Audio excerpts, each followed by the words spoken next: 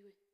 Ushaielewa unastahili kujipenda sana wewe mwenyewe, ukajipenda zaidi kuliko vile unavyofikiria upendo na watu wengine, ama vile unavyofikiria upendo na yule uko karibu na yeye. Jipende kwanza, jiheshimu kwanza, jielewe kwanza, na ujue uko na Mungu anayekupenda zaidi.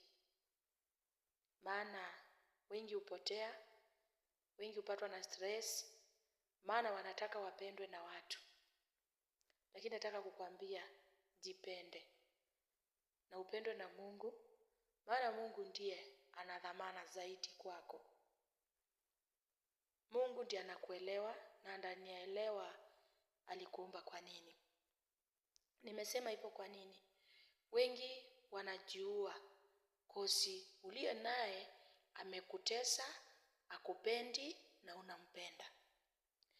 Wengi wanapoteza maisha yao kozi wanatafuta upendo kwa wanadamu. Wengi wamekonjeka answers, depression, pressure, mambo mengi kwa sababu hawapendwi na wale wako karibu na wao. Upendo wa ukweli uko ndani yako wewe na ule mwingine uko kwa Mungu. Kwa hivyo ukijielewa ujipende na ujue kana kwamba Mungu anakupenda, ndio maana anakuamshanga siku baada ya siku, hautasumbuka na upendo ya watu wengine. Maisha yako hayatakosa amani kwa ajili kuna mtu amekuchukia au amekukwasa. Maisha yako hayatafungua juu ya mtu mwingine.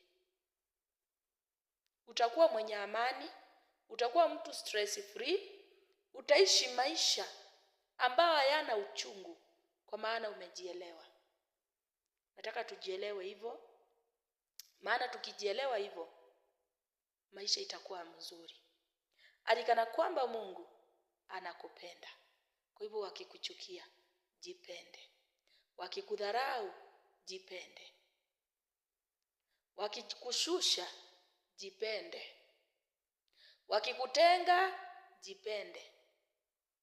Na upende Mungu wako ambaye anayekulinda saa baada ya saa, anayekulinda siku baada ya siku.